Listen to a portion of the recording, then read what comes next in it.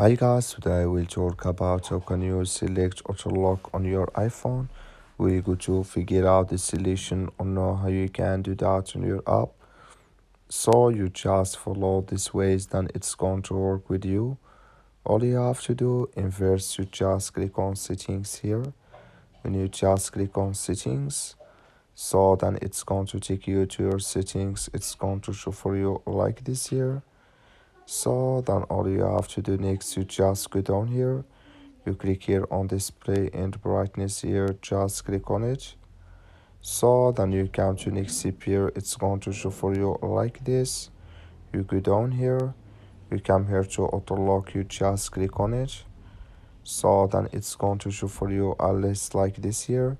Then here can you select here time for your auto lock here. That's all you have to do. I wish you I get it. That's all. Thank you for watching. Don't forget to support us by liking and subscribe.